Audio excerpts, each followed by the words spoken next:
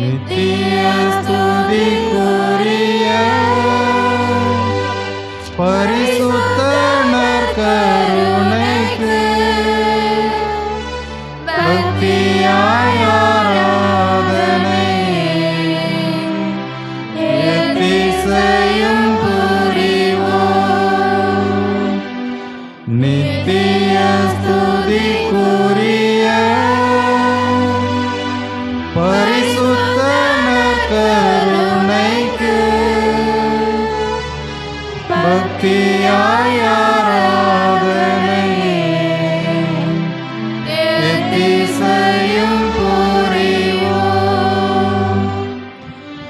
நித்திய ஸ்துதிக்குரிய பரிசுத்த நற்கருணைக்கு பக்தியாய் ஆராதனை எத்திசையும் புரிவோம். நாம் எத்திசையும் புரிவோம்.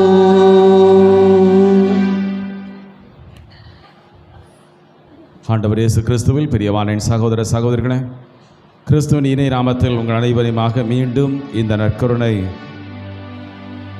பிரசன்னத்திற்கு வரவேற்றுக் கொள்வதில் மிகுந்த மகிழ்ச்சி அடைகிறோம். அன்போடு அழைத்திருக்கக்கூடிய பங்கு தந்தை இந்த நற்கருணை பிரசன்னத்தின் மூலமாய் குணமளிக்கின்ற இந்த ஜெபத்தின் மூலமாய் நிறைந்த அருளை பெற்றுக்கொள்ள வேண்டும் என்று சொல்லி அவர்கள் விரும்புகிறார்கள். அதை கடவுளுடைய விருப்பமாக அவர்கள் தெரிவிக்கிறார்கள். அந்த கடவுளுடைய விருப்பத்தை நாமும் ஏற்று ஜெபிப்பதற்கு ஒன்று கூடி வந்திருக்கிறோம். எனவே இருக்கக்கூடிய ஏறக்குறைய ஒரு 45 நிமிடங்கள் எந்த விதமான பராக்குகளுக்கும் இடம் கொடுத்து விடாமல் ஆண்டவரிடம் எந்த சிந்தனையோடு நீங்கள் வந்திருக்கிறீர்களோ, எந்த கருத்தோடு இந்த 2025ஆம் ஆண்டினுடைய முதல் மாதத்தில் கடைசி சனிக்கிழமையில் வந்திருக்கிறீர்களோ, அந்த சிந்தனைகளை ஒருமுகப்படுத்துங்கள். அந்த தேவைகளை ஆண்டவரிடம் அர்ப்பணியுங்கள். நாம் எல்லோரும் கேட்கிற பிள்ளைகள். ஆண்டவர் கொடுக்கின்றவர். கொடுப்பதன் மூலமாக நாம் வாழ்வு பெற்றுக்கொள்கிறோம். தம் ஒரே மகன் இயேசு கிறிஸ்துவை அவர் கொடுத்ததனால் இந்த உலகத்திற்குள் மீட்பு வந்தது. அதைத்தான் கிறிஸ்மஸ் பெருவிழாவாக கொண்டாடினோம். இந்த ஆண்டு முழுவதும் அத்தகைய அருளை பெற்றிருக்கிறோம். எனவே தெய்வீக பிரசன்னத்தில் இருக்கக்கூடிய நாம் முதலாக ஆண்டவரை போற்றி புகழ்வோம். பாடல்கள் தெரிந்துன்னு சொன்னால் எல்லாம் சத்தமாக பாடணும். சரிதானா? யாரோ பாடுறாங்க, நம்ம பாட்டு சத்தம் போடாமல் உட்கார்ந்து இருக்க முடியாது. ஆனால் எல்லோருமாக இணைந்து பாட வேண்டும். ஆண்டவரை போற்ற வேண்டும். ஆண்டவரை துதிக்க வேண்டும். துதிக்க துதிக்க ஆண்டவருடைய அருள் நமக்குள் நிரம்பி இருக்கிறாது. துதிக்க துதிக்க ஆண்டவருடைய அருள் நமக்குள், சத்தமாக சொல்லுங்க, ஆண்டவருடைய அருள் நமக்கு நிரம்பி இருக்கிறார். சரிதானா? ஆனால் அவர் கொடுப்பாரு, நம்ம சத்தம் போடாமல் இருக்கோம்ல. அதை பெற்றுக்கொள்வதற்கு நாம் தயாராக இருக்கணும். இன்றைக்கு அதுதான் முதல் காரியமாக நாம் சிந்திக்க போகிறோம். கொடுக்கிறவரிடம் நாம் பெற்றுக்கொள்வதற்கு தயாராகிறோம். அவர் தருவார், அவர் தர்றார். ஆனால் தாரதை நான் பெற்றுக்கொள்வதற்கு தயாராக இருக்கிறேனா? சரி. எனவே ஆண்டவரை நாம் போற்றுவோம். அவருடைய நற்கருணை பிரசன்னத்திலிருந்து நாம் இப்பொழுது பாடல் மூலமாக ஆண்டவருடைய தெய்வீக வல்லமையில் நம்மை ஒன்றுபடுத்திக் கொள்வோம், ஒருமுகப்படுத்துவோம். பாடல் எல்லாம் சேர்ந்து பாடுவோம் உற்சாகத்தோடு.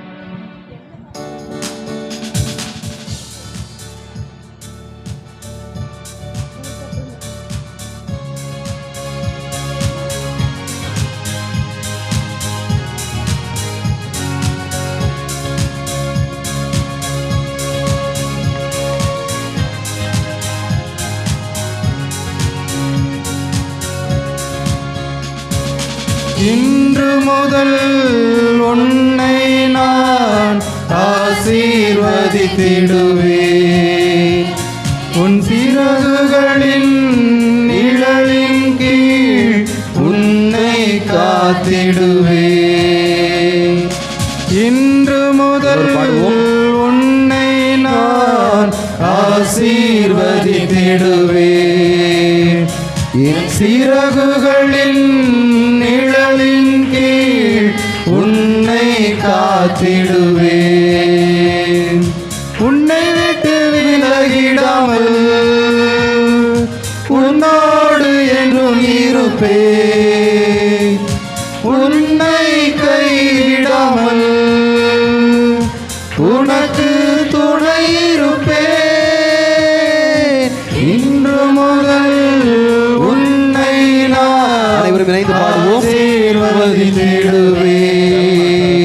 என் போற்றுவோம். சிறகுகளின் நிழலின் கீழ் உன்னை காத்திடுவேன். ஆசீர்வதிக்கின்ற தேவன், உடன்படிக்கையினுடைய தேவன். என் ஆசீர்வாதம் உனக்கு உண்டு. என் சிறகுகளின் கீழ் உன்னை பராமரித்து பாதுகாத்துக் கொள்வேன்.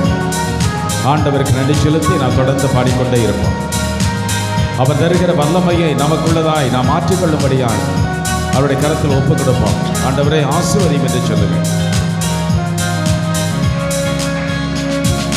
நான் உனது அடைக்கலமும் ஆற்றலுமாயிருந்திடுவேன். உனக்கு முன்னே நான் சென்று தடைகளெல்லாம் தகர்த்திடுவேன். பாவங்களை போக்கிடுவேன், நோய்களை குணமாக்குவேன்.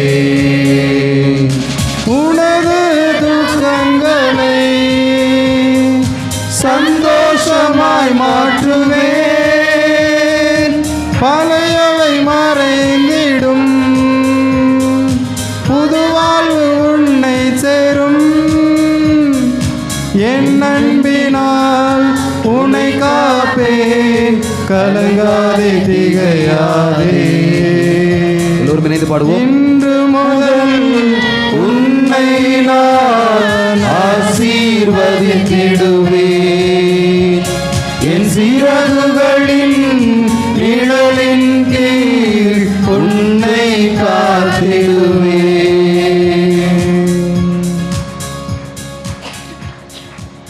ஒரு நிமிடம் கண்களை மூடி ஆண்டவருக்கு நன்றி செலுத்துவோம். இதுவரை ஆண்டவர் நமக்கு செய்திருக்கக்கூடிய அனைத்து நன்மையான காரியங்கள், அவரிடமிருந்து பெற்றுக்கொண்ட அனைத்து கொடைகள், நாம் குடும்பங்கள் பெற்றிருக்கக்கூடிய மேலான ஆசீர்வாதங்கள், ஒவ்வொருவரும் தனிப்பட்ட வாழ்க்கையில் பெற்றுக்கொண்ட நிறைவான பாதுகாப்பு, ஆண்டவர் குடும்பங்களுக்கென்று எழுதி வைத்திருக்கக்கூடிய கொடுத்திருக்கக்கூடிய நிறைவான சமாதானம், கடந்த 2024 மட்டுமல்ல அதே ஆசீர்வாதங்களை 2025 ஆண்டவர் தருகிறார் என்கிற நம்பிக்கை உணர்வும் அனுபவம் நமக்கு கிடைக்க பெற்றிருப்பதற்காக ஆண்டவருக்கு நன்றி செலுத்துவோம். கண்களை மூடி ஆண்டவருக்கு நன்றி செலுத்தி ஆண்டவருடைய திருநாமத்தை போற்றுவோம். எங்கள் அன்பின் பரிசுத்த ஆண்டவரே, நற்கருணையிலிருந்து எங்களை உற்று நோக்குகிற மாபெரும் கிருபைக்காய் உமக்கு நன்றி செலுத்துகிறோம். நீர் வாழ்வு கொடுத்ததனால் நாங்கள் வாழ்வு பெற்றுக்கொள்ளும்படியாய், அந்த வாழ்வினுடைய நிறைவை நாங்கள் அனுபவிக்கும்படியாய் ஒவ்வொரு நாளும் எங்களை வழிநடத்தி கொண்டிருக்கிற மாபெரும் கிருபைக்காய் உமக்கு நன்றி செலுத்துகிறோம். எத்தனையோ வகையான துன்ப துயரங்களுக்கு மத்தியிலும், நோய் நோக்காடுகளுக்கு மத்தியிலும், பலவிதமான போராட்டங்களுக்கு மத்தியிலும் தகப்பனை நாங்கள் மீண்டுமாய் உமது அன்பு பிள்ளைகளாய் மாற்றும்படி எங்களை ஆசீர்வதித்த மாபெரும் கிருபைக்காய் உமக்கு நன்றி செலுத்துகிறோம். தகப்பனை உமது அருள் இல்லாமல் நாங்கள் ஒன்றும் செய்ய முடியாது. நீர் கொடுக்காமல் நாங்கள் வாழ முடியாது. நீர் கொடுக்காமல் நாங்கள் பெற்றுக்கொள்ள முடியாது.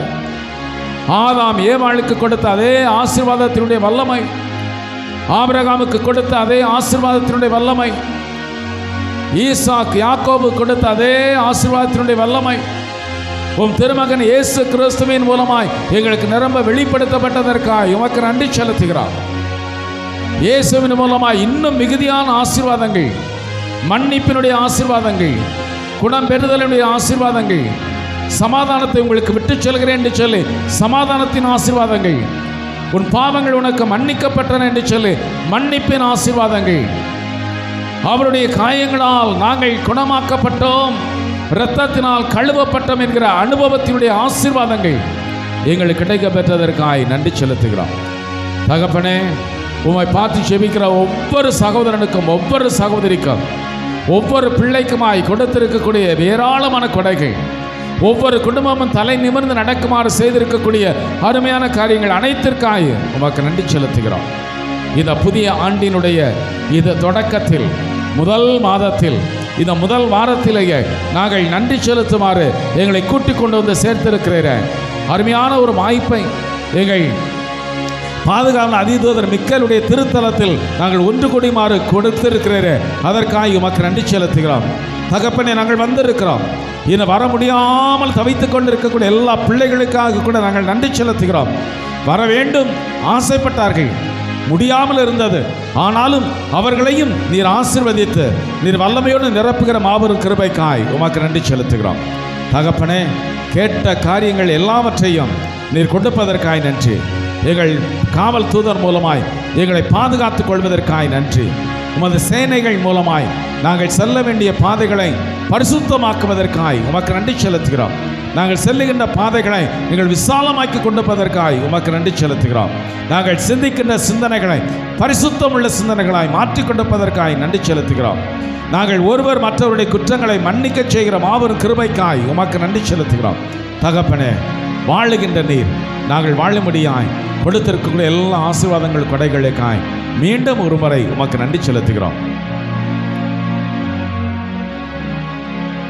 உம்மை போற்றுகிறோம், உம்மை புகழ்கிறோம், நன்றி கூறுகிறோம். பாடுவோம். உம்மை போற்றுகிறோம், உம்மை புகழுகிறோம், நன்றி கூறுகிறோம்.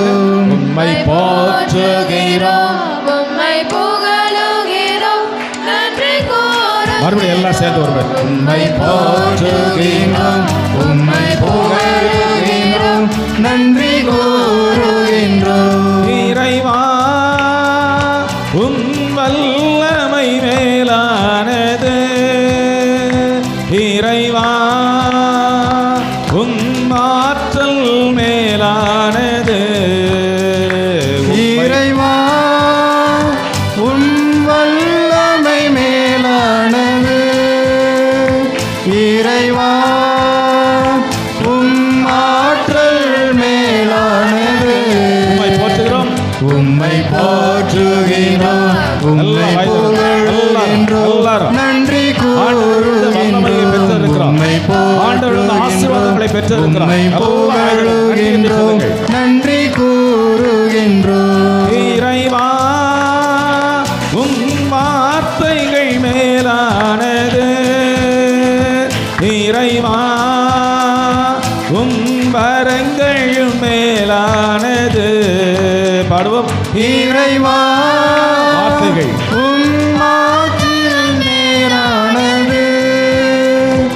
இறைவா, உம் வரங்கள் மேலானது.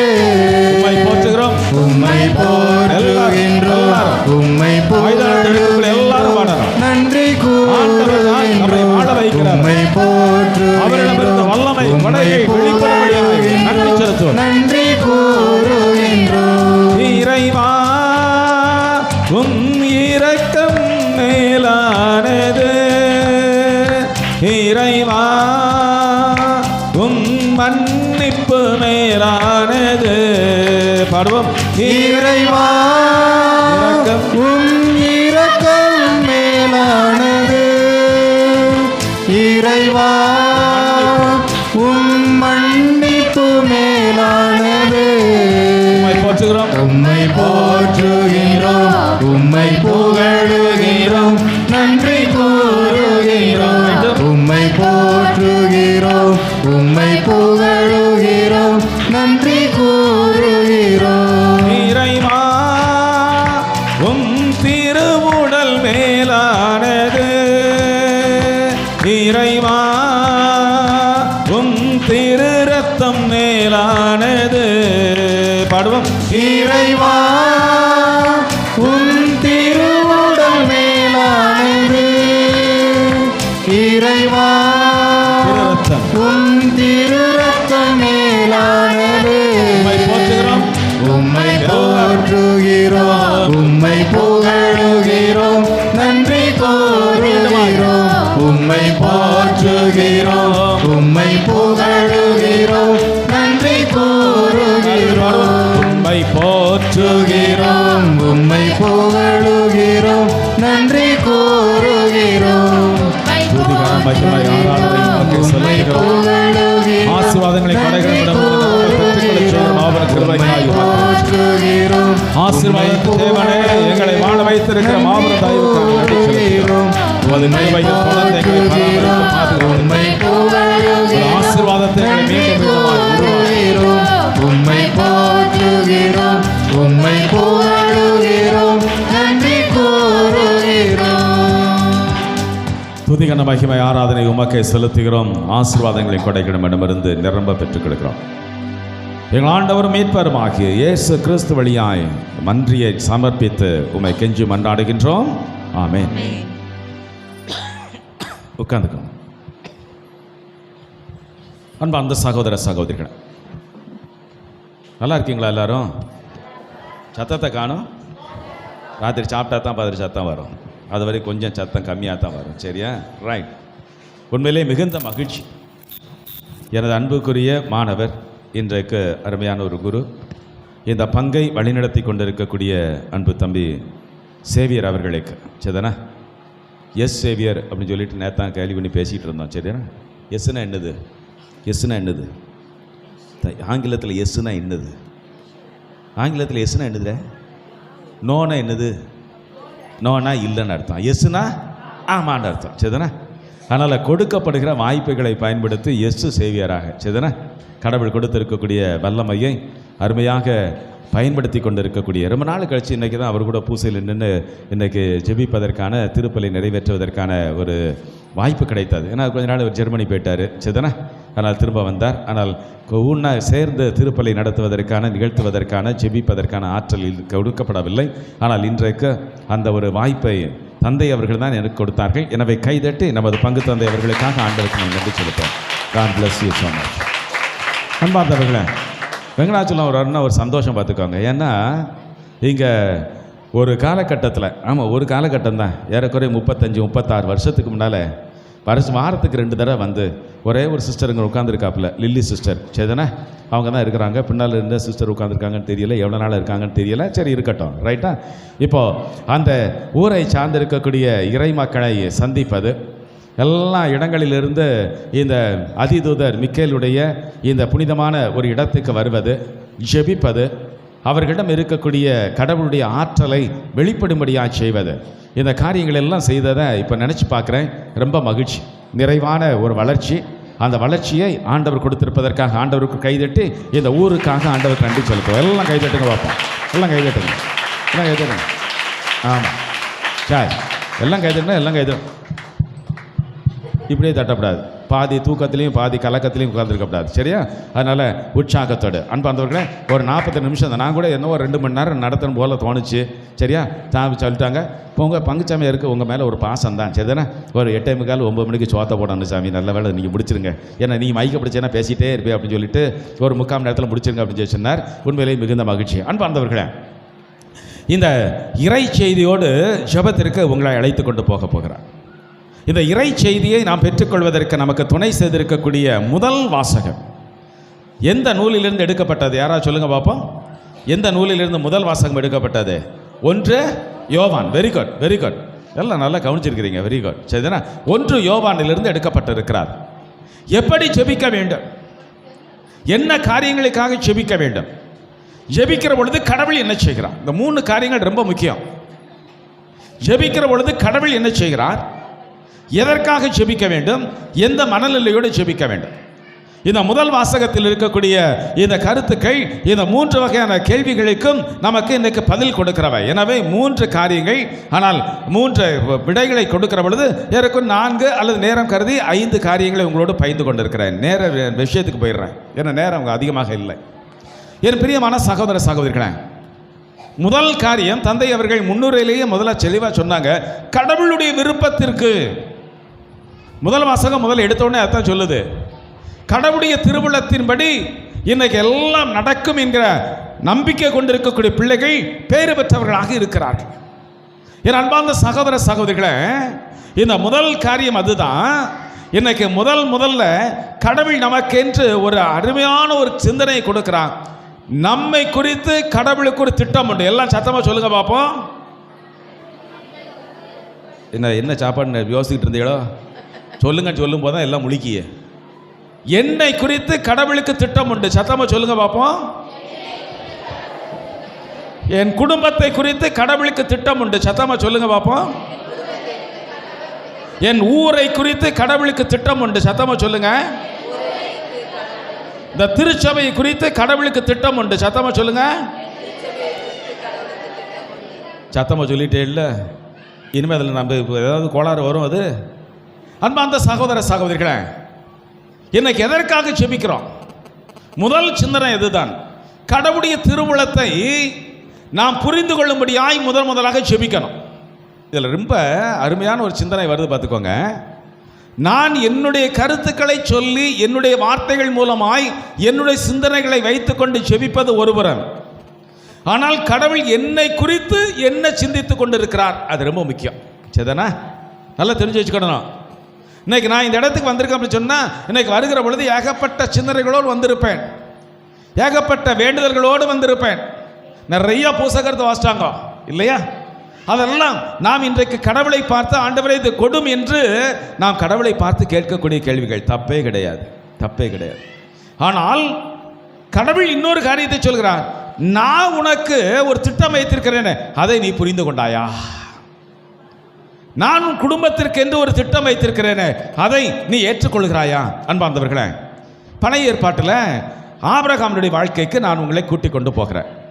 அதிகாரம் 12 ஆபிரகாமுடைய வாழ்க்கை தொடங்குகிறார். 15வது அதிகாரம். ஆபிரகாம் அந்த இடத்தில் ஒரு கேள்வி ஒன்று கேட்கிறார். ஆண்டவரே, நீர் என்னதான் எனக்கு கொடுப்பீர்? அன்பார்ந்தவர்களே, ஆபிரகாமிட்ட ரொம்ப பாராட்ட வேண்டிய ஒரு காரியம். அவராக ஒரு காரியத்தை கேட்டுக்கிட்டே இருக்க மாட்டார். நல்லா கேளுங்க. பின்னால் ஒரே ஒரு காரியத்தை கேட்பார், என்னன்னு சொல்லிட்டு அடுத்த பாயிண்ட்டுக்கு வர்றேன். ஆனால் முதல்ல ஆபிரகாமை பொறுத்த மட்டில் இதை கொடுங்க, அதை கொடுங்க, இதை கொடுங்கலாம் கேட்கவே மாட்டார். 12வது அதிகாரத்தில் ஆண்டவர் அவரை கூப்பிடுகிற பொழுது கடவுள் சொன்னார், நீ உன்னுடைய சொந்த இடத்தை. ஆபிரகாமுக்கு ஊர் பேர் தெரியுமா உனக்கு? இப்போ சொன்னோம்னா ரொம்ப ஞாபகமாக இருக்கும். என்ன ஊர் தெரியுமா? அவர் ஊர் பேர் என்ன தெரியுமா? ஊர், அவ்வளோதான். ஊர் பேர் என்னது? ஜோக் அடிக்கும்னு நினைக்கப்படாது, சரிதானே? ஜோக் அடிக்கும். விவிலியத்தை எடுத்து பாருங்க. அவர் ஊர் பேர் என்ன பேர்? இன்னும் 2 மாதம் கழிச்சு வந்து கேட்க மறப்பேன்னா இதே பிரசங்கத்தை மறுபடியும் வைப்பேன், பார்த்துக்கோங்க. சரியா? அன்பார்ந்தவர்களே, அப்போ ஆபிரகாம் அந்த ஊர் என்கிற அந்த ஊரில் இருந்து புறப்பட்டும்படியாய் ஆண்டவர் சொன்னார். கேட்டாரா? ஆபிரகாம் கேட்டாரா? இல்லை. ஆண்டவரே, இந்த ஊரில் எனக்கு ரொம்ப கஷ்டமாக இருக்குது, ஏதாவது ஒரு பெரிய டவுனுக்கு கூட்டு போங்கன்னு கேட்டாரா? கேட்கல. ஆண்டவரே, இங்கே இருக்கக்கூடிய சூழ்நிலை சரியில்லை, மழை இல்லை, தண்ணி இல்லை, அதனால் வேறு ஏதாவது ஒரு நாட்டுக்கு கூட்டு போங்கன்னு சொல்லி கேட்டாரா? கேட்கல. ஆண்டவராக ஒரு திட்டத்தை அந்த ஆபிரகாமுக்கு கொடுத்தார். நான் உன்னது தகப்பனுடைய வீட்டிலிருந்து உன்னை கூட்டிக் கொண்டு போய் பாலும் தேனிகிற ஒரு இடத்திற்கு நான் உன்னை கூட்டிக் கொண்டு போவேன். அல்லேலூயா, அல்லேலூயா. கடவுள் தான் சொன்னார். என் அன்பார்ந்தவர்களே, இதே ஆபிரகாமுக்கு அடுத்து ஒரு வசனத்தை கொடுப்பாரு. உன் மூலமாய், யாரா வசனத்தை முடிங்க பார்ப்போம். உன் மூலமாய் பெரிய இனத்தை நான் உருவாக்குவேன். ஆபிரகாம் கேட்டாரா? கேட்கல. நல்லா தெரிஞ்சு வச்சுக்கோங்க. ஆபிரகாம் கேட்கவே இல்லை.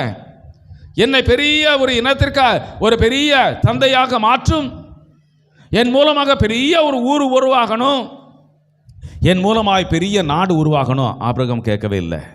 கடவுள் கொடுத்தார். உன் மூலமாய் ஒரு பெரிய சந்ததியை எனக்கென்று உருவாக்குவேன் என்று கடவுள் சொன்னார். அல்லேலூயா, அல்லேலூயா. ஆபிரகாம் கேட்கல. இந்த 2 வகையான காரியங்களையும் ஆண்டவர் கொடுப்பதாக வாக்குறுதி கொடுத்த பிற்பாடு ஆபிரகாமும் புறப்பட்டு போறார். ஆண்டவர் எங்கே காட்டுறாரோ அந்த இடத்துக்கு போனார். அந்த இடத்துக்கு போன பிற்பாடு இடத்த கொடுத்துட்டார். நல்லா தெரிஞ்சு, நல்லா கேட்டுக்கணும். சரிதானா? இடத்த கடவுளை கொடுத்துட்டார். இந்த இடம் தான் உனக்கு நான் கொடுக்கணும்னு ஆசைப்பட்டது. பட்டாவை போட்டுக்கோ. பத்திரம் இருக்கா? பத்திரமெல்லாம் தேவையில்லை, பட்டா போட்டுக்கோ. இதுதான் உனக்குள்ள இடம்.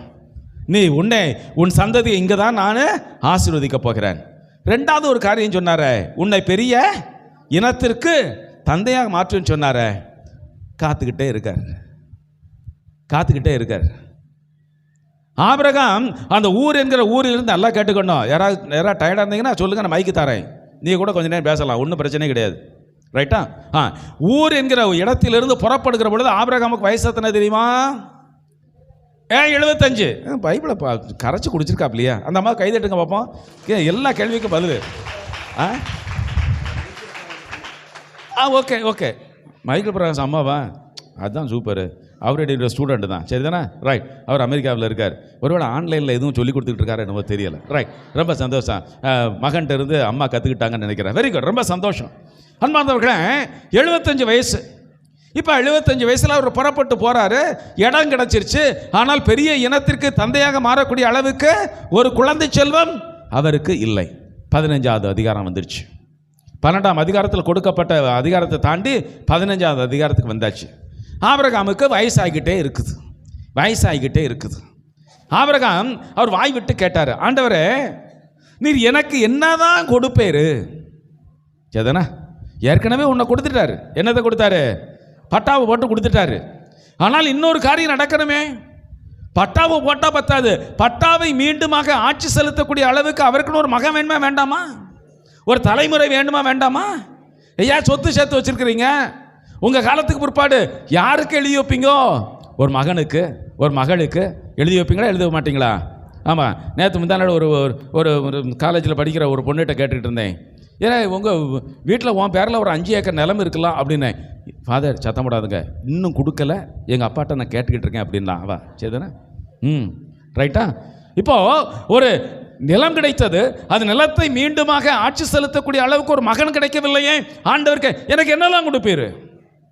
ஆண்டவர் சொன்னார், பொறு, உன்னை குறித்து எனக்கு ஒரு திட்டம் உண்டு. அந்த திட்டத்தின்படி நான் உன் குடும்பத்தை நான் வாழாங்க வாழ வைப்பேன். எப்போ? 15ஆம் அதிகாரம் முடிஞ்சு போச்சு. 17ஆம் அதிகாரம் முடிஞ்சு போச்சு. 18ஆம் அதிகாரத்தில் இதே ஆபிரகாம் ஒரு மரத்தடியில் அப்படியே வெயில் காலத்தில் அப்படியே உட்காந்து அவர் ரெஸ்ட் எடுத்துக்கிட்டு இருக்கிறார். 3 பேர் வராங்க. 18வது அதிகாரம் தொடக்க நூல் 18. 3 பேர் வராங்க, இறை தூதர்களைப் போல இருந்தார்கள். அவங்கள பார்த்த உடனே ஆபிரகாம் மடமடன்னு எந்திரிச்சு அவங்களை எதிர்கொண்டு போய், ஐயா நீங்கள் 3 பேரும் எங்கேயோ போய்கிட்டு இருக்கிறீங்க, ஆனால் ரொம்ப டயர்டாக இருக்கிறீங்க, ஏதாவது சாப்பிட்டு போங்க, கொஞ்ச நேரம் உட்காருங்க, இந்த கை காலெல்லாம் கழுவி நீ கொஞ்ச நேரம் உட்காருங்க. என் மனைவிட்ட சொன்னோம்னா உடனே சப்பாத்தி ஓட்டு கொடுத்துருவாப்புல. சப்பாத்தி எந்த வசனத்தில் இருக்குன்னு கேட்டுறாத, சரிதானே? ரொட்டி ஓட்டுன்னு போட்டிருக்கு, நான் சப்பாத்தி. நம்ம வார்த்தையில் நம்ம பேசினா தான் நமக்கு புரியுது. ஆமான்ட்டான் அவன். அதுக்கடுத்து சிக்கன் 65 சொல்லுங்க ஃபாதர். அதையும் கேப்பியா நீ? ரைட். அன்பார்ந்தவர்களே, என்னுடைய மனைவி உடனடியாக அவர் உணவு தயாரித்து வருவான். உணவு தயாரிச்சாச்சு. 3 பேருக்கு அருமையான சாப்பாடு கொடுத்த பிற்பாடு போயிடுவாங்கன்னு பார்த்தா உட்காந்துக்கிட்டே இருக்கிறாங்க. ஆபிரகாம் பார்த்தார், என்ன வேணும்? இல்லை, நான் உன்னோடு பேச வேண்டும். என்ன பேசணும்? அடுத்த ஆண்டு இதே வேளையில் வருகிற பொழுது உனக்கு ஒரு மகன் பிறப்பான். கைதட்டி ஆண்டவருக்கு நன்றி செலுத்துங்க பார்ப்போம். அன்பார்ந்தவர்களே, இதுவரைக்கும் 18ஆம் அதிகாரம் வரைக்கும் உனக்கு ஒரு மகன் பிறப்பான், அவ்வளவுதான். இப்போ ஒரு சாட்சியம் சொன்னாங்க பார்த்தீங்களா, யாரோ சொன்னாங்கன்னு சொல்லிட்டு ஃபாதர் மைக்கில் சொன்னாங்க இல்லையா, இங்கே வந்து ஜெபம் பண்ணாங்க. ஜெபம் பண்ணிட்டு போய் இப்பொழுது அந்த குடும்பத்தில் குழந்தை செல்வம் உருவாகி இருக்கிறது என்று சொன்னாங்க. இப்போ டேட்டு குறிச்சாச்சு, நாள் குறிச்சாச்சு. எதுக்கு? குழந்தை வருவதற்கான ஒரு நாளை குறித்து அடுத்த ஆண்டு இதே இளவேநீர் காலத்தில் நாங்கள் வீட்டுக்கு திரும்ப வருவோம். எதுக்கு? சாப்பிட்டதுக்கா? இல்லை, குழந்தையை ஆசீர்வதிப்பது. பையன் நல்லா சூப்பர் சூட்டி பார்த்தா இருக்கிறான், சரி ரைட். அப்போ இந்த குழந்தையை ஆசீர்வதிப்பாக வருவோம். அடுத்த ஆண்டு இதே இளைஞர் காலத்தில் வருவோம், அப்பொழுது உனக்கு ஒரு மகன் இருப்பான். ஆபிரகாம் கேட்டுக்கிட்டே இருந்தார். கூடாரத்துக்குள்ளே இருக்கக்கூடிய அவருடைய மனைவி பேர் சாரா சிரிச்சு விட்டாங்க. ஏன் சிரிச்சாங்க? ஐயா, இதெல்லாம் நடக்கிற காரியமா? எனக்கு வயசு 90, என் கணவருக்கு வயசு சொல்லுங்க பாப்பா, எத்தனை வயசு? ஆபிரகாமுக்கு 100, 10 வயசு வித்தியாசம் பார்த்துக்கோங்க, சரிதானே? என் கணவருக்கு 100 வயசு, எனக்கு 90 வயசு. 90 வயதெல்லாம் உங்களோட குழந்தையை பெற்றுக்கொள்ள முடியும். அந்த வானதூதர்கள் பார்த்து சொன்னார்கள், சாரா ஏன் சிரிக்கிறாங்க? ஏன் அவங்க சந்தேகப்பட்டாங்க? இல்லை, சந்தேகப்படக்கூடாது. அடுத்த ஆண்டு ஒரு மகன் பிறப்பான். 100 வயதில் ஆபிரகாம், 90 வயதில் சாரா. அருமையான ஆண்டவருடைய அருளை பெற்றவர்களாய் ஈசாக் என்கிற குழந்தையை பெற்றெடுத்தார்கள். ஆண்டவர் சொன்ன சொல் நிறைவேறியது. Praise the Lord. அல்லேலூயா, அல்லேலூயா. என் அன்பார்ந்தவர்களே, இப்போ நம்ம ஒரு காரியத்தை நம்ம கேட்டு பார்க்கணும். கடவுளா சொன்னார், சொன்ன சொல்லை கடவுள் மாற்றினாரா? மாற்ற மாட்டார். கொஞ்சம் தாமதப்பட்டுச்சு, அவ்வளோதான். கொஞ்சம் என்ன, கொஞ்சம் 25 வருஷம் தம்பி. 75 வயசுல இருந்து அவருக்கு வாக்குறுதி கொடுக்கப்பட்டு 100 வயதில் ஒரு மகன். ஆனால் 25 வருஷம் காத்துக்கிட்டு இருந்தாரு. யாரு? ஆபிரகாம். ஆனால் கடவுள் அந்த குடும்பத்தை குறித்து, ஆபிரகாமை குறித்து, சாராவை குறித்து அவர் வைத்திருக்க திட்டத்தை அவர் மறக்கவே இல்லை. கைதட்டி ஆண்டவருக்கு நன்றி செலுத்தும். இதே கடவுள் என் பிரியமான சகோதரனே சகோதரியே, இதே கடவுள் உனக்கென்று உன் குடும்பத்திற்கென்று திட்டத்தை வைத்திருக்கிறார். மாற்ற மாட்டார், மறக்கவும் மாட்டார். ஒருவேளை இன்னைக்கு கிடைச்சா நல்லா இருக்குமே, நல்லா இருக்கும். ஒருவேளை இன்னும் ஒரு வாரம் கழிச்சு கிடைச்சிச்சுன்னா அது இன்னும் நல்லா இருக்கும்னு சொல்லி கடவுள் வச்சிருந்தாருன்னு சொன்னா சரிதானே. புது வருஷத்துக்கு நல்லா கொண்டாடினியா? நல்லா கொண்டாடினேன். புது வருஷம் கொண்டாடினியா தம்பி? என்ன கொண்டாடினேன்? என்னத்தை கொண்டாட போனால் மிஞ்சி மிஞ்சி போனால் ஒரு சிக்கன் எடுத்திருப்பாங்க, ஒரு கோழி அடிச்சிருப்பாங்க, இல்லைனா மிஞ்சி போனால் ஒரு ஆட்டை கொஞ்சோண்டு ஆட்டை அடித்து ஆட்டுக்கறி வச்சுருப்பாங்க, அவ்வளோதானே. ரைட். அது மட்டும் இல்லை, அது புது வருஷத்துக்கு சமயத்தில் ஒரு வாட்ஸ்அப்பில் ஒரு அருமையான ஒரு சின்ன ஒரு படம் வந்துச்சு பார்த்துக்கோங்க. ஒரு படம் மட்டும்தான், பெரிய வார்த்தைகளெல்லாம் இல்லை. அந்த படம் என்ன தெரியுமா? ஒரு சின்ன குழந்தை, ஒரு 5 வயசு 6 வயசுக்குள்ளே ஒரு குழந்தை நிற்குது சரிதானா. ஒரு பொம்பளை பிள்ளை நின்றுக்கிட்டு இருக்குது. அதுக்கு எதிர்த்தாப்பில் யார் நிற்கிறது? ஒரு பெரிய ஆளாக இயேசு நிற்கிறார். இயேசு நிற்கிறார். இப்போ இயேசுவும் இந்த குழந்தையும் சந்திக்கிறாங்க. இயேசுவும் அந்த குழந்தையும் சந்திக்கிறார்கள். அந்த பிள்ளை இயேசுவுக்கு அப்படியே தூக்கி கொண்டு போய் ஒரே ஒரு பூ சரிதானே. இது எடுத்தோம்னா சிஸ்டர் சத்தம் போடுவாங்க, நான் எடுக்கலை. சரி, பூ இந்த சாமி குழப்பி விட்டாருமாங்க. சரி, லில்லி சிஸ்டர் சொன்னான்னு சொல்லுவாப்பில். ரைட். இப்போ இந்த ஒரு பூவை எடுத்து அந்த இயேசுவை கொண்டு கொடுக்க போகுது. இயேசு பின்னால் கை வச்சிருக்கிறார். இயேசு பின்னால் கை வச்சிருக்கிறார். கை வச்சிருக்கக்கூடிய இயேசுனுடைய கைத்தில் என்ன இருக்குது தெரியுமா? பின்னால் வச்சிருக்கக்கூடிய அந்த கரத்தில் என்ன இருக்குது தெரியுமா? ஒரு பூ இல்லை, ஒரு 15 பூ இருக்குது பார்த்துக்கோங்க சரிதானே. என் பிரியமான சகோதரனே சகோதரியே, நீ ஒரு காரியத்தை நீ ஆண்டவரிடம் வந்து கேட்கிற பொழுது அவர் ஒரே ஒரு காரியத்தை கொடுக்க போவதில்லை. நீ கேட்கக்கூடிய காரியங்களுக்கு 15 மடங்கு இயேசு வைத்திருப்பதாக. அந்த நீ ஒரு பூவை கூட நான் உனக்கு 15 பூ தாரேன். கடவுளுக்கு நன்றி செலுத்தி கைதட்டுங்க பார்ப்போம். ஆமாம், நீ ஒன்று கேட்ப, ஆனால் கடவுள் உன் வாழ்வுக்கென்று 15 ஆசீர்வாதங்களை வைத்திருக்கிறார். உன் வாழ்வுக்கென்று ஏராளமான ஆசீர்வாதங்களை வைத்திருக்கிறார். நம்ம தான் கேட்க தெரியல தம்பி, அவ்வளோதான். மிஞ்சி மிஞ்சி போனால் நம்ம என்ன கேட்போம்? ஆண்டவரே நான் பள்ளிக்கூடத்துக்கு போகிறேன், எப்படியாவது பாஸ் பண்ணிடணும். எப்படியாவது எல்லாம் உனக்கு 90 மார்க் கொடுக்கறதுக்கு ஆண்டவர் காத்துக்கிட்டு இருக்காரு. நீ என்ன கேட்குற? பாஸ் பண்ணிடணும். 35 மார்க் எடுத்து என்ன செஞ்சிடணும்? 35 40 எத்தனை மார்க்கு? நாங்கள் எங்கள் காலத்தில் 35 எடுக்கணும். நான் பட்ட பாடு எனக்கு தான் தெரியும் சரிதானே. சிரிப்பா அவனுக்கு பாரு, சாமியே இப்படி தானே. ரைட்டு சரிதானே. ரைட்டா? ஆமாம். எத்தனை மார்க் எடுக்கணும் பாஸ் பண்ணணும்னா? மார்க்கு குறைச்சிட்டாங்களா? 25 மார்க்கு ஆக்கிட்டாங்களா? தம்பி ஒன்று நம்பி நான் கேள்வியை கேட்டேன். 25 சொல்லிடு தெளிவா. சரி, ரைட். அன்பார்ந்தவர்களே இருக்கட்டும், அது ஒரு பக்கம் இருக்கட்டும். அன்பார்ந்தவர்களே, அப்போ நீ ஒரு காரியத்தை எனக்கு இது போதும் என்று கேட்கிற பொழுது இல்லை, நான் இதை விட அதிகமாக வைத்திருக்கிறேன். ஆண்டவருடைய ஆசீர்வாதம் இன்னது என்பதை புரிந்து கொள்வது ஜெபத்தில் இருக்கக்கூடிய முதல் பண்பு. நானா கேட்க போறேன்ல, அப்ப ஆண்டவரை பார்த்து கேட்கணும். ஆண்டவரே, நீர் எனக்காக வேண்டி என்ன வைத்திருக்கிறேன்? ஆபிரகாம் கேட்டார், நீ என்ன கொடுப்பீர்? எனக்கென்று என்ன கொடுக்க போறீர்? கேளுங்க ஆண்டவரை பார்த்து. ஆண்டவர் இது கொடுங்கன்னு கேட்க வேண்டாம். ஆண்டவரே எனக்கு என்ன கொடுப்பீர்?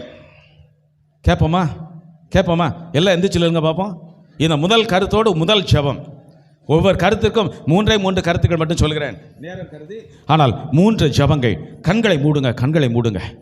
ஆண்டவர் உங்களை குறித்து ஒரு திட்டம் வைத்திருக்கிறார். ஆண்டவர் உங்களுக்கு வாழ்வுக்கென்று உங்கள் குடும்பத்திற்கென்று நிறைந்த ஆசீர்வாதத்தை தரும்படியாய், அவர் ஏராளமான கொடைகளை பொழியும்படியாய் அவர் திட்டமுள்ளவராக இருக்கிறார். ஆண்டவரே, நீர் என்ன கொடுப்பீர்? சத்தமா கேளுங்க ஆண்டவரை பார்த்து. ஆண்டவரே, என்ன கொடுப்பீங்க? என் குடும்பத்துக்கு என்ன கொடுப்பீங்க? என் வாழ்வுக்கு என்ன கொடுக்க போறீங்க? என் மன நிம்மதிக்கு என்ன கொடுக்க போறீங்க? நான் வாழ்க்கையில் முன்னேறிக் கொள்வதற்கு என்ன வழிகளை காட்டப் போகிறேன்? என் பிள்ளைக்கு ஒரு எதிர்காலம் வேண்டுமே, எப்பொழுது கொடுப்பீர்? என்ன கொடுப்பீர்? என் மகனுக்கு ஒரு நல்ல இடத்தில் ஒரு திருமணம், என் மகளுக்கு நல்ல இடத்தில் திருமணம், ஆண்டவரை எப்பொழுது கொடுப்பீர்? என் குடும்பத்தில் திருமணமாகி என் பிள்ளைகள் இருந்து கொண்டு இருக்கிறார்கள், அவர்களுக்கு குழந்தை செல்வம் வேண்டும், ஆண்டவரை எப்பொழுது கொடுப்பீர்? கேளுங்க, ஆண்டவரை பார்த்து கேளுங்க. ஆண்டவருக்கு பார்த்து கேளுங்க.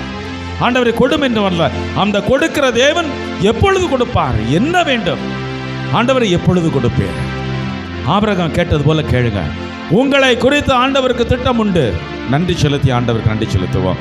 ஜெபிப்போம். எங்கள் அன்பின் பரிசுத்த பிதாவே, இந்த முதல் காரியத்திற்காய் சிந்தனைக்காய் இந்த புதிய ஆண்டில் நாங்கள் உமக்கு நன்றி செலுத்துகிறோம். எங்கள் ஒவ்வொருவரையும் மறக்காத தேவன் நீர். எங்களை ஒன்றுமில்லாமல் மாற்றுகிற தேவன் அல்ல, எங்களை உயர்த்துகிற தேவனாக இருக்கிறீர். உமது திட்டத்தின் மூலமாய் நாங்கள் உயர்ந்து கொண்டு வரும்படியாய் எங்களுக்கு ஏராளமான ஆசீர்வாதங்களை பொழிகிற கடவுளாக இருக்கிறீரே அப்பா, உமக்கு நன்றி.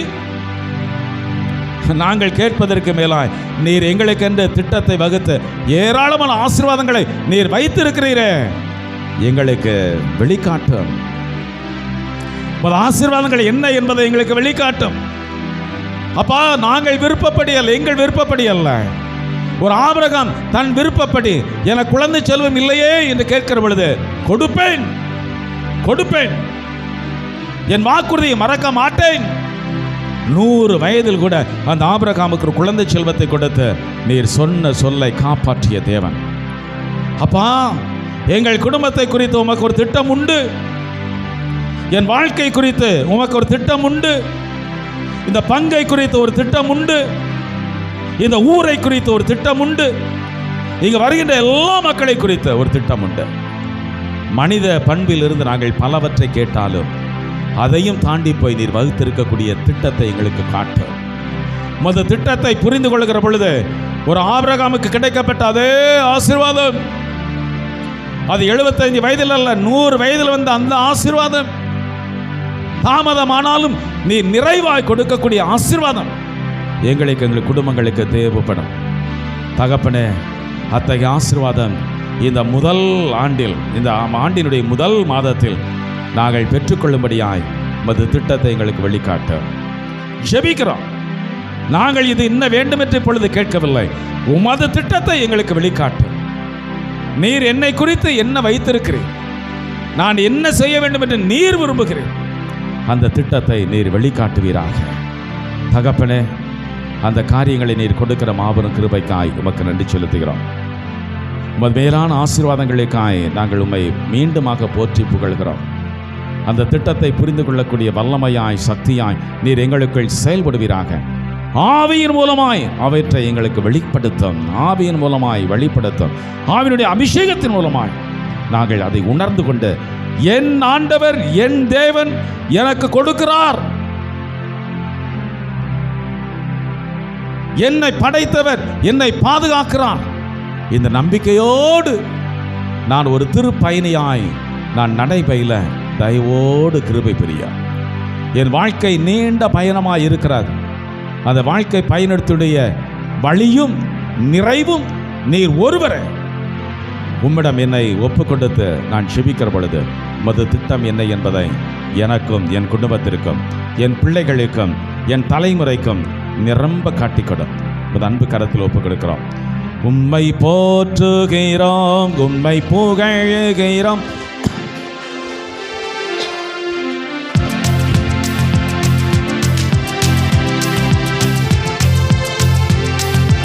இறைவா, உம் வாழ்வு மேலானது, இறைவா உம் வழிகளும் மேலானது. பாடுவோம்.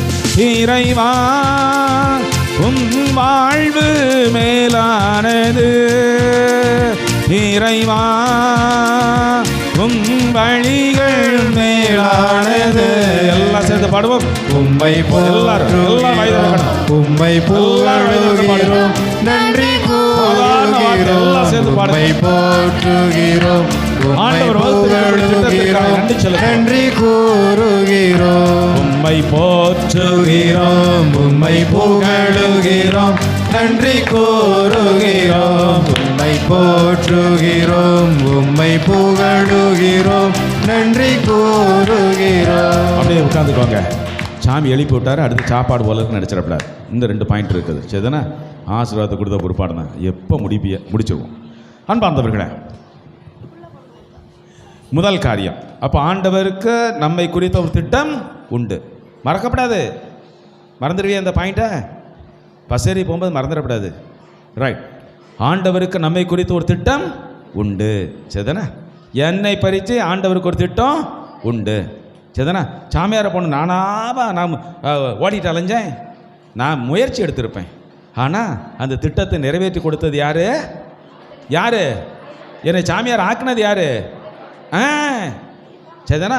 அப்போ ஆண்டவருக்கு என்னை குறித்து, என் வாழ்வை குறித்து ஒரு திட்டம் இருந்தது. நான் ஒரு குருவாக மாற வேண்டும். இந்த வெங்கடாச்சலத்தில் இன்னைக்கு ஆண்டவருடைய வார்த்தையை போதிக்கணும், உன்ட்ட ஒரு 5-6 கேள்வி கேட்கணும்னு சொல்லி ஆண்டவர் எழுதி வச்சிருக்காரு தம்பி. இல்லைன்னா கடைசி பெஞ்சிலெல்லாம் உட்காந்துருப்பா, இப்போ பெஞ்சில் உட்காந்துருக்கல அம்மா கூட. ரைட்.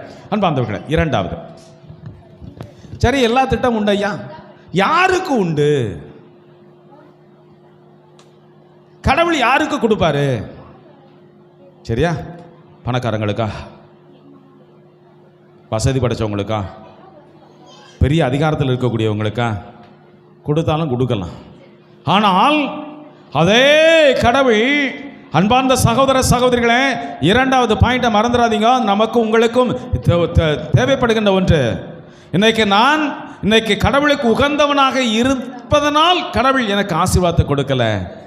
எனக்கு ஆசீர்வாதத்தை கொடுத்து என்னை கடவுள் தனக்குரிய பிள்ளையாய் மாற்றிக்கொண்டிருக்கிறார். அல்லேலூயா, அல்லேலூயா. அப்படின்னா நான் அன்னைக்கு கொடுத்தேன், அதனால கடவுள் இல்லை தப்பா நினைச்சிடக்கூடாது. சரிதானா? இன்னைக்கு மிக்கேல் ஆண்டவர் கோயிலுக்கு வந்தேன், மாலை வாங்கி போட்டேன், 2 மெழுதிரி வாங்கி கொடுத்துனேன், அதனால ஆண்டவர் எனக்கு. சரியா? அப்போ மெழுதிரி வாங்கி வைக்க வேண்டாமான்னு சொல்லிடாதீங்க, நல்லா இருப்பிய. அது செய்யணும், அது எனக்கு கொடுக்கப்பட்டுகிற கடமை. அதுக்கு 3வது பாயிண்ட்டுக்கு வர்றேன். ஆனால் 2வது பாயிண்ட் முக்கியம். எல்லாருக்கும் ஆசீர்வாதத்தை கொடுக்கக்கூடிய கடவுள். இந்த வார்த்தையை சொல்லுங்க. இதுக்கு அருமையான உதாரணம் மறுபடியும் 18ஆம் அதிகாரம், தொடக்க நூல் 18ஆம் அதிகாரம், ஆபிரகாம். சரிதானா? சோதோம் என்கிற ஒரு நகர், ஒரு ஊர் இருக்குது, சோதோம் என்கிற ஊர். இந்த சோதோம் என்கிற ஊர் பாவிகளை நிறைந்திருக்கக்கூடிய ஒரு ஊர். பார்த்துக்கோங்க, நல்லா கேட்டுக்கணும். பாவிகள் நிறைந்திருக்கக்கூடிய ஊர். ஆண்டவருடைய வார்த்தையை கேட்க மாட்டாங்க, நல்ல வாழ்க்கை வாழ மாட்டாங்க, எல்லாரும் உண்மையை பேச மாட்டாங்க, நல்ல வார்த்தைகளை பேச மாட்டாங்க, ஒழுக்கமான வார்த்தைகள் வழிமுறைகள்லாம் கிடையாது. அப்படிப்பட்ட ஊர். சரியா? அப்படிப்பட்ட ஊரை பற்றி கடவுள் சொல்லுகிற பொழுது ஆபிரகாம்கிட்ட சொல்றாரு, ரொம்ப பாவிகளாக இருக்கிறாங்க, சொல்லுறது கேட்கவே மாட்டாங்க, எரிச்சல் பட்டுருச்சு. யாரு? கடவுள் எரிச்சல் பட்டாங்க. சரிதானே? 2 தடவை 3 தடவை அம்மா சொல்லுவாங்க, 2 தடவை 4 தடவை எழுப்புவாங்க காலையில். எந்த ஸ்கூலில் படிக்க நீ? ஸ்கூலில் படிக்க? எந்த ஸ்கூலில் படிக்க? இப்போ தான் யோசிக்கான். ஏன்னா இது பொங்கல் லீவ் வந்துடுச்சு பார்த்தீங்களா, ஒரு வாரத்தில் பள்ளிக்கூடத்தை மறந்துட்டானா என்னமோ தெரியலை. ரைட். எந்த ஸ்கூலில் படிக்க? உப்பத்தூரில். Very good. சரியா? அப்போது பள்ளிக்கூடத்துக்கு போகிறதுக்கு முன்னால் அம்மா எழுப்புவாங்களா எழுப்ப மாட்டாங்களா? ஏலே எந்திரி, ஏலே எந்திரி, ஏலே எந்திரிக்கா இல்லையா? சத்தம் போடுவாங்களா போடலையா? சத்தம் போடுவாங்க இல்லையா? நிறைய வாங்கியிருக்கானோ? உன்னை பற்றி சாமிக்கு தான் தெரியும், எனக்கு தெரியல. இன்னும் 2 வாரம் கழிச்ச ஒரு பாடம் உன்னை பற்றி தெரிஞ்சுக்கணும். அன்பார்ந்தவர்களே, நல்லா கேட்டு வச்சுக்கோங்க. இன்றைக்கு கடவுளுடைய ஒரு திட்டத்திற்கு நான் இன்றைக்கு ஆசீர்வாதத்தை பெற்றுக்கொள்ள வேண்டும் என்று நினைக்கிற பொழுது, நான் இன்றைக்கு கொடுத்தேன், அதனால் கடவுள் எனக்கு கொடுக்க போகிறார் அல்ல. அந்த ஊரில் இருக்கக்கூடிய ஒரு பாவிகளாக இருந்தார்கள். நான் சொல்லி பார்க்குறேன், கேட்க மாட்டாங்க. அதனால் அவர் எரிச்சல் பட்டு அவர் என்ன சொன்னார்? இந்த ஊரை அழிக்கப் போகிறேன் என்று சொன்னார். அன்பாதவர்கள் எல்லாம் கேட்டுக்கோங்க. ஆபிரகாம் குறுக்கிட்டு கேட்டார், ஐயா ஆண்டவரே, எல்லாருமா கெட்டவனா இருக்கான், ஒரு 50 பேர் நல்லவனா இருக்க மாட்டானா? நல்லா கேட்டுக்கணும். ஒரு 50 பேர் நல்லவனா இருக்க மாட்டானா? கடவுள் சொன்னார், ஒன்றும் பிரச்சனை இல்லை தம்பி, ஒரு 50,000 பேர் எடுக்க கொடுத்த இடத்துல ஒரு 50 பேர் நல்லா இருக்கான்னு சொன்னால் அந்த ஊரை நான் நினைச்ச மாட்டேன். 50 பேரை தேடி பார்த்தாரு, அட்ரஸ் கிடைக்கல. மறுபடியும் ஆண்டவர்கிட்ட போய் எத்தனை பேர் கேட்டார்? ஒரு 40 பேர். இப்படி கதை ரொம்ப நீட்டுட்டு போதுப்பாங்க. கடைசியில் 10 பேரில் வந்து நிற்பார். அன்பார்ந்தவர்களே, அந்த ஊர் அழிக்கப்பட்டது நான் இப்போ சொல்ல வரல. ஆனால் கடவுளுடைய மனசு எப்படி இருக்கு பார்த்துங்களேன். ஒரு 10 பேருக்காக வேண்டியாவது ஒரு 50,000 பேரை நான் காப்பாற்றுவேன். 10 பேர் தான் உண்மை பேசணும், மீதி 50,000 பேர் உண்மை பேச மாட்டேங்கிறான். பரவாயில்லை, நான் அவனுக்கும் ஆசீர்வாதத்தை கொடுப்பேன். கைதட்டி ஆண்டவருக்கு நன்றி செலுத்துங்க பார்ப்போம். ஆமாம், அதை நம்ம ஆண்டவர் இயேசு சொல்லுகிற பொழுது அருமையாக மத்தேயு நற்செய்தி சொல்லுவார் 6ஆம் அதிகாரத்தில், உங்கள் விண்ணக தந்தை நல்லோர் மேலும் தீயோர் மேலும் மழை பொழிய செய்கிறார். ஐயா, வெங்கடாச்சலத்தில் மழை பெய்யுது, அதில் 4 பேருக்கு மட்டுமா? ஊரில் இருக்கக்கூடிய எல்லாருக்கும் தானே பொருந்தது. 4 பேர் நல்லவங்களா இருப்பாங்க, 40 பேர் கொஞ்சம் ஒரு மாதிரி இருப்பாங்க. ஆனால் கடவுளுடைய ஆசீர்வாதம் என்பது நல்லவர்களுக்கும் உண்டு, கெட்டவர்களுக்கும் உண்டு. என் பிரியமான சகோதரனை சகோதரியே, கடவுள் எல்லாருக்கும் கொடுப்பதற்கு தயாராக இருக்கிறார். இந்த வந்திருக்கக்கூடிய எல்லாருக்கும் கொடுப்பதற்கு கடவுள் தயாராக இருக்கிறார். ஆண்டவருடைய ஆசீர்வாதம் அவர்களுக்கு மட்டும் உண்டு, எனக்கு மட்டும் உண்டு, இவர்களுக்கு மட்டும் உண்டு. கடவுளை பட்டா போட்டு பிரிக்க முடியாது. கடவுளுடைய ஆசீர்வாதத்தை எனக்கு மட்டும்தான் சொல்லி நான் மட்டும் தனியாக வச்சுக்கிடவே முடியாது. யாருக்கும் கொடுக்க மாட்டேன். அவர் உனக்கு கொடுப்பதை காட்டில் உன்னுடைய சகோதரனுக்கு ரொம்ப கொடுத்துருப்பாரு இல்லையா? ஆண்டவரே எனக்கு மட்டும் கொடுங்க, எங்கள் அண்ணன் ஏற்கனவே நிறைய காசு பணம் வச்சுருக்கான், அவனுக்கு வேண்டாம், எனக்கு கொடுங்க. நம்ம கேட்க முடியாது. ஆண்டவருடைய திட்டம். அன்பார்ந்தவர்களே, முதல் சகோதரர்கள் பேர் என்ன பேர்? இவர் 2 பேர் தான் இருக்கான். மற்ற ராசா சின்னப்பா அண்ணன் தம்பி பேர் என்ன பேர்? உலகத்திலே அண்ணன் தம்பி பேர்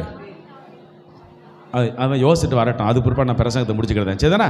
யாரு பேர் என்ன பேர்? காயின் ஆபேல். 2 பேத்துக்குள்ள சண்டை வந்துச்சா வரலையா? அண்ணன் தம்பின்னு இருந்தால் பிறகு சண்டை வரத்தானே செய்யும் இல்லை? அண்ணன் தம்பின்னு இருந்தால் சண்டை வரத்தானே செய்யும் அப்படிங்கப்படாது. ஆனால் சண்டை வந்துச்சு. காரணம் என்ன தெரியுமா? அவர்களுக்குள் சின்ன ஒரு பொறாமை வந்து போச்சு. என்ன பொறாமை வந்துச்சு? அண்ணன்காரன் நினைத்தான் தம்பியினுடைய காணிக்கைகளை மட்டும் ஆண்டவர் ஏற்றுக்கொள்கிறார், என்னை ஏற்றுக்கொள்ளவில்லை. அண்ணன்காரன் நினச்சிக்கிட்டு இருந்தான். ஆனால் ஆண்டவர் அப்படி பாகுபாடு பார்க்கல. அவர் சொல்கிறாரு, தம்பி நீ என்னை பற்றி நல்லது வைத்திருந்தாய் என்று சொன்னால் நான் உன் காணிக்கைகளை ஏற்றுக்கொண்டதை நீ வாழ்க்கையில் புரிந்து கொள்வாய். நான் பாகுபாடு படுத்தி பார்க்கல, நீ தான் சில சமயத்தில். என் பிரியமானவர்களை, கடவுள் கொடுக்கக்கூடிய ஆசீர்வாதத்தை நம்ம கம்பேர் பண்ணி பார்க்க முடியாது, ஒப்பிட்டு பார்க்க முடியாது. அவனுக்கு மட்டும் நிறைய கொடுத்தா நான் குறைய. ஒரு காலகட்டங்கள் வரலாம் உனக்கு அதை விட நிறைய கொடுப்பதற்கு தயாராக இருப்பார். ஆனால் ஒரு 2வது பாரியம் என்னது? கடவுள் எல்லாருக்கும் ஆசீர்வாதத்தை கொடுப்பார், புண்ணியவங்களுக்கு மட்டும் இல்லை. இன்றைக்கு பாவிகளுக்கும் கொடுப்பார். அப்போ பாவம் செய்யலாமா சாமி? இல்லை. பாவம் செய்யலாமா? கடவுள் தான் கொடுப்பாரு, அதனால் நான் பொய் சொல்லுவேன். கடவுள் தான் கொடுப்பாரு, அதனால் களவு எடுப்பேன். கடவுள் தான் கொடுப்பாரு, அதனால் அடுத்தவனை ஏமாற்றுவேன். கடவுள் தான் எனக்கு கொடுப்பாரு, அதனால் இல்லாத பொல்லாத பாவத்தெல்லாம் செய்வேன். கடவுள் தான் கொடுப்பாரு, சிற்றின்ப ஆசைகளுக்கு எனக்கு. கொஞ்சம் கவனமாக இருக்கணும். உனக்கு கடவுள் பாவியாக இருக்கிற பொழுதே கொடுக்கிறார் என்று சொன்னால் அதன் மூலமாய் நீ மனம் திரும்பி, சரிதானா? இந்த வார்த்தை ரொம்ப முக்கியம். மனம் திரும்பி கடவுளுக்கு உகந்தவனாய் வாழ வேண்டும். லூக்கா செய்தி அதிகாரம் 19 இறைவசனம் 1 முதல் 19ஆம் அதிகாரத்தில் அருமையான ஒரு நிகழ்ச்சி நடக்க பார்த்துக்கோங்க. அந்த 19ஆம் அதிகாரத்தில் வரக்கூடிய ஒரு நபருடைய பேரை சொல்லுங்க பார்ப்போம். ஆமாம், முடிஞ்சு போச்சு. 19ஆம் அதிகாரத்தில் என்ன பேர் வருது? யார் பேர்? என்ன பேர்? சக்கேயு. சரிதானா? சக்கேயு. சக்கேயு ஊரிலேயே பெரிய பாவியாக இருந்தவன். ஆனால் அவனுக்கு ஒரு சின்ன ஒரு ஆசை இருந்துச்சு. இயேசு இன்னார் என்று பார்த்து விட வேண்டும். அவர் கருப்பா சிவப்பா, வளர்ந்தவரா கட்டையானவரா? அவர் எப்படி? இல்லை, சக்கையு கட்டையானவர். இயேசுவை பற்றி அவருக்கு பார்க்கணும்னு சொல்லி ஆசை. ஓடி போய் காட்டு அத்தி மரத்தில் ஏறிக்கொண்டா. சின்ன பிள்ளை ஏறின மாதிரி மரத்தில் ஏறி உட்கார்ந்துருக்கார். அந்த இடத்தில் இயேசு வந்து, சக்கையு விரைவாக இறங்கிவா, நான் உன்னுடைய வீட்டில் தங்க வேண்டும். இயேசு அவங்க வீட்டுக்கு போனார். கூட இருக்கவங்கலாம் சொன்னாங்க, பாவியினுடைய வீட்டுக்கு போயிருக்கிறாரே, ஊரிலேயே பெரிய பாவியாக இருக்கக்கூடிய அவன்கிட்ட போய் சாப்பிட போறாரே. ஆண்டவர் இயேசு, இவர் என்ன போதகரா? இவர் இயேசுவா? இவர் போதகரா? இவர் மெசியாவா? எல்லாரும் கேள்வி கேட்டாங்க. ஆனால் இயேசு சொன்னார், இந்த வீட்டுக்கு சத்தமா சொல்லுங்க, வீட்டுக்கு மீட்பு உண்டாயிற்று. ஒரு பாவியினுடைய வீட்டுக்கு வந்து ஆண்டவர் ஆசீர்வாதத்தை கொடுத்தார். ஆசீர்வாதத்தை பெற்றுக்கொண்டிருக்கக்கூடிய சக்கையை சொன்னான், ஆண்டவரே, நான் யாரையாவது ஏமாற்றி எதையாவது கவர்ந்திருந்தேன் என்று சொன்னால் அதை 4 மடங்காக திருப்பி கொடுத்து விடுகிறேன். என் உடைமையில் பாதியை நான் ஏழைகளுக்கு கொடுத்து விடுகிறேன் என்று சொன்னான். மனமாற்றம். பாவியாக இருக்கக்கூடிய என்னை ஆண்டவர் ஆசீர்வதிக்கிறார் என்று சொன்னால் 2வது காரியம், நான் அதற்கு ஏற்றாற்போல் நான் வாழ்ந்து கொண்டிருக்க வேண்டுமே ஒழிய மறுபடியும் சேட்டை பண்ணிக்கிட்டே உட்கார்ந்துருக்கப்படாது. சரிதானா? அப்போ ஆண்டோடைய ஆசீர்வாதம் யாருக்கு உண்டு? ஆண்டோடைய ஆசீர்வாதம் யாருக்கு உண்டு? சத்தமா சொல்லுங்க, எல்லாருக்கும் உண்டு. சத்தமா சொல்லுங்க, ஆண்டோடைய ஆசீர்வாதம் உனக்கு உண்டா? உண்டு. உங்களுக்கு உண்டா? உங்களுக்கு உண்டா? ஐயா பின்னால் உட்காந்துருக்கீங்களா? ஐயா கையை தூக்கிட்டார். Very good. உங்களுக்கு ஆசீர்வாதம் உண்டா? உண்டு. எதை நான் கொடுத்ததனால் ஆண்டவர் ஆசீர்வதிக்கவில்லை, அவர் விரும்பியதனால் நான் இன்னைக்கு ஆசீர்வதிக்கப்பட்டேன். ஆசீர்வதியும் என்னை ஆசீர்வதியும், ஆசீர்வதியும் என்னை ஆசீர்வதியும். பாடுங்க, ஆசீர்வதியும். அப்படியே எழுதுறேன், என்னை ஆசீர்வதியும், ஆசீர்வதியும் என்னை ஆசீர்வதியும், ஆசீர்வதியும் என்னை ஆசீர்வதியும், ஆசீர்வதியும் என்னை ஆசீர்வதியும். பாடுங்க முதல்ல இருந்து. ஆசீர்வதியும் என்னை ஆசீர்வதியும். ஆண்டவருடைய ஆசீர்வாதம் எல்லாத்துக்கும் உண்டு. எனக்கு வேணும் உமது ஆசீர்வாதம், எனக்கு வேண்டும் உமது ஆசீர்வாதம் குடும்பத்திற்கு வேண்டும். எல்லாரையும் நான் பாவி ஆனாலும் என்னை ஆசீர்வதிக்க கேளுங்கள். என்னை ஆசீர்வதியும். அப்பா பிதாவே ஆசீர்வதியும், அன்பான தேவனே ஆசீர்வதியும். பாடுங்க. அப்பா பிதாவே ஆசீர்வதியும், அன்பான தேவனே ஆசீர்வதியும். வாழ்வு முழுவதும் ஆசீர்வதியும், அப்பா பிதாவே ஆசீர்வதியும். ஆசீர்வதியும். பாருங்க. ஆசீர்வதியும். எல்லாம் ஆசீர்வதியும். கேளுங்க, ஆண்டவரை பார்த்து கேளுங்க. ஆசீர்வதியும் என்னை ஆசீர்வதியும். ஆண்டவரே, நான் பாவிதான், ஆனால் பாவியாக எனக்கு நான் பாவப்பட்ட வாழ்க்கை தான் வாழ்ந்தேன். ஆனாலும் என்னை ஆசீர்வதியும் ஆண்டவரே. சத்தமா கேளுங்க, சத்தமா கேளுங்க.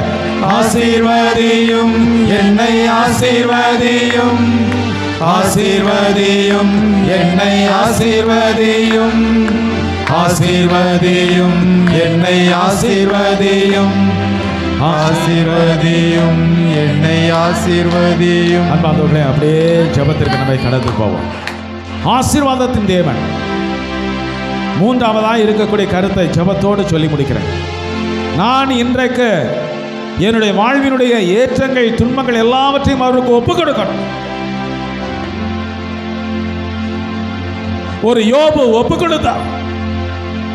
வாழ்க்கையில் எல்லாவற்றையும் இழந்திருக்கக்கூடிய யோபு ஆண்டவர் மேல் இருக்கக்கூடிய நம்பிக்கையை அறிக்கையிட்டு, ஆண்டவர் கொடுத்தார், ஆண்டவர் எடுத்தார், ஆனால் ஆண்டவர் மீண்டும் எனக்கு கொடுப்பார். என்னை ஆசீர்வதிக்கிற தேவன் கடைசி வரைக்கும் என்னை ஆசீர்வதித்துக் கொண்டே இருப்பார். என்னை குணமாக்குகிற தேவன் கடைசி வரைக்கும் என்னை குணமாக்கிக் கொண்டே இருப்பார். என் குடும்பத்தை வாழ வைத்திருக்கக்கூடிய தேவன் என் குடும்பத்தை கடைசி வரைக்கும் வாழ வைப்பார். எனக்கு குழந்தைகளை கொடுத்த தேவன் அந்த குழந்தைகளுடைய வாழ்க்கையை கடைசி வரைக்கும் வழிநடத்தி கொண்டே இருப்பார். ஆண்டவரே ஆசீர்வதிய. பாவியாக இருந்தாலும் ஒரு சக்கைவுக்கும் ஆசீர்வாதம் கிடைத்ததை போ தகப்பனே, பாவியாக இருக்கக்கூடிய எனக்கும் ஒரு ஆசீர்வாதம் உண்டு. நான் புதிய வாழ்க்கை பெற்றுக்கொள்ள முடியாது. உமது ஆசீர்வாதம் எனக்குள் நிரம்பி வரட்டும். ஆசீர்வதியும். ஒரு சக்கைவே ஆசீர்வதித்து.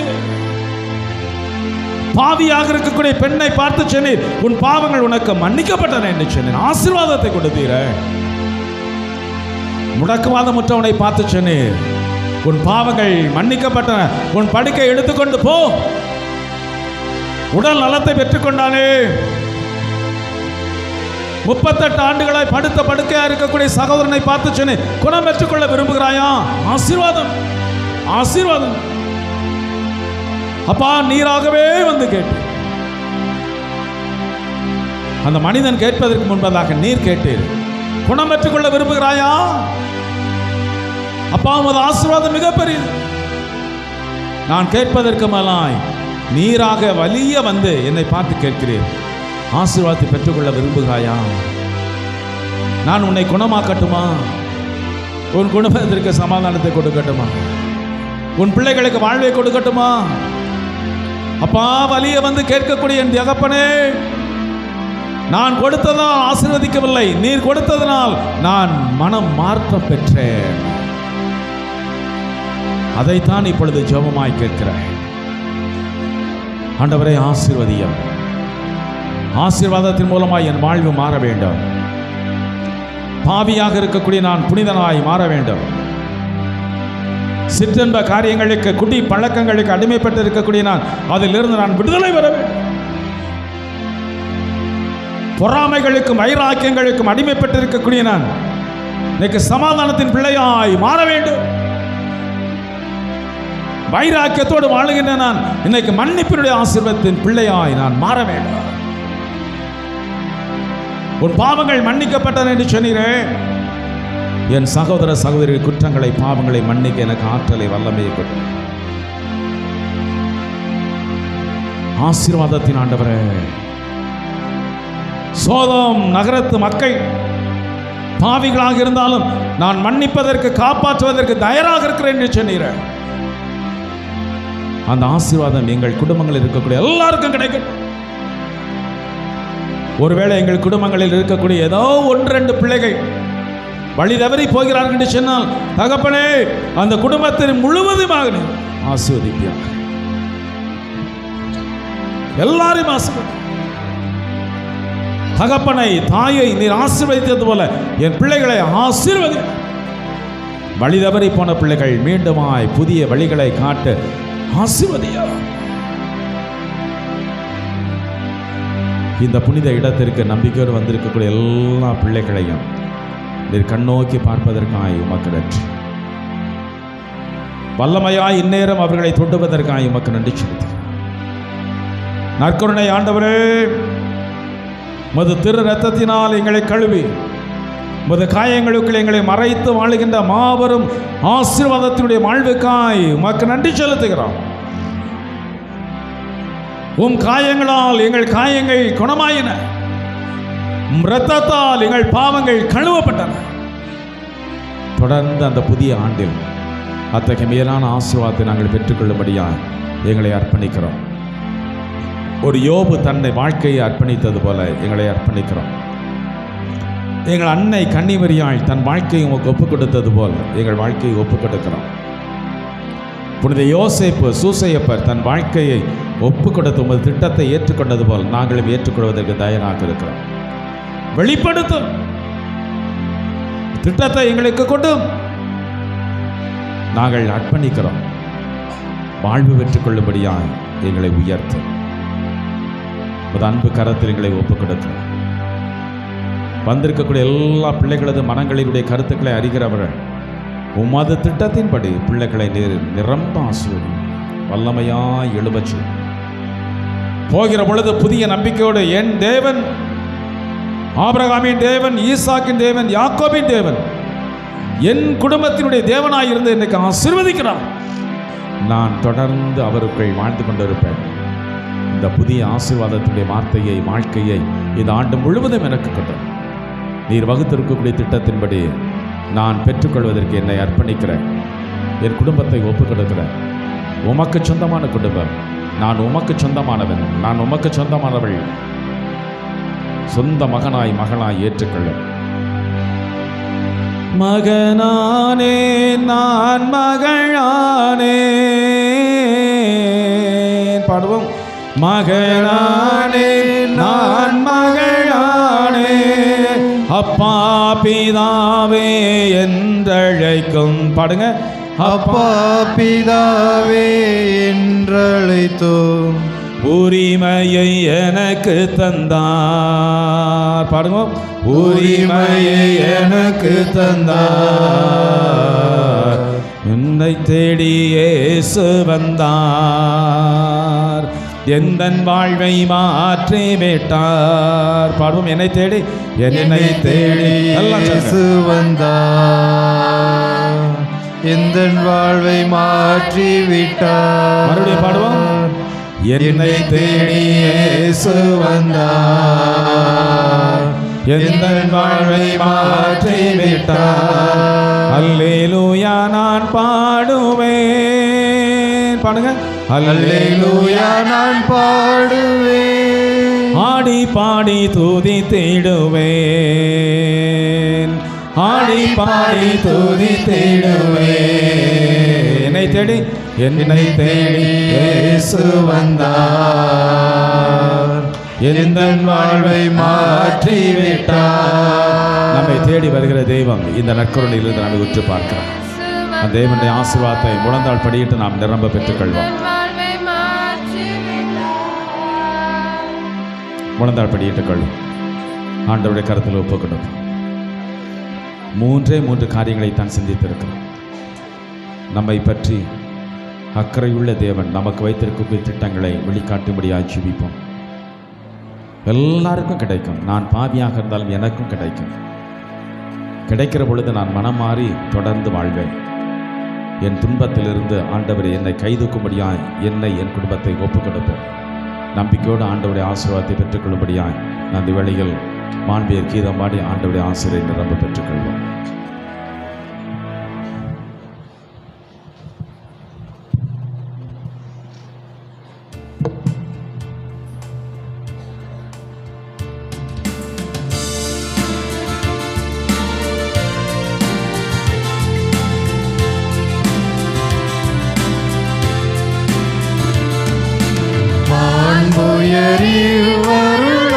மனத்தை தாழ்ந்து பணிந்து ஆராதிப்போம்.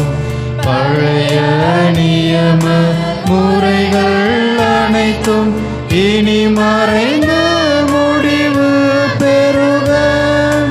புதிய நியம முறைகள் வருக. புலன்களாலே மனிதர் இதனை அறிய இயலா. குறையை நீக்க விசுவாசத்தின் உதவி பெறுக.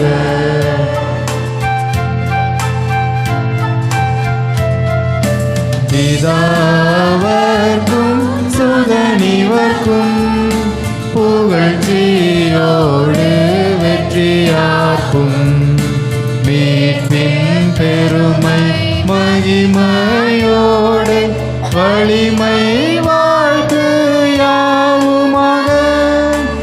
இருவரிடமாய் வருகின்றவராம் தூய ஆவியானவர்க்கும் அளவில்லாத சமபுகழ்ச்சி என்றுமே உண்டாகுக. ஆமென். திரியேக தேவன் வாழ்கவே. வானின்று அவர்களுக்கு அப்பமளித்தீரே. இனிமேல் எல்லாம் தன்னகத்தை கொண்ட அப்பம் இதுவே. மன்றாடுவோமாக. இறைவா, இந்த வியப்புக்குரிய அருள் அடையாளத்திலே உம்முடைய திருப்பாடுகளின் நினைவை எங்களுக்கு விட்டு சென்றேன். உமது திருவுடல் திரு ரத்தம் ஆகியவற்றின் மறைபொருளை வணங்குகிற நாங்கள் உமது மீட்பின் பலனை இடைவிடாமல் அனுபவிக்க அருள் புரிவீராக. பிதாவாகிய தந்தையோடு தூயாவியாரின் ஒன்றிப்பில் இறைவனாய் என்றென்று வாழ்ந்து ஆட்சி செய்கின்றவர் நீரே. ஆமென்.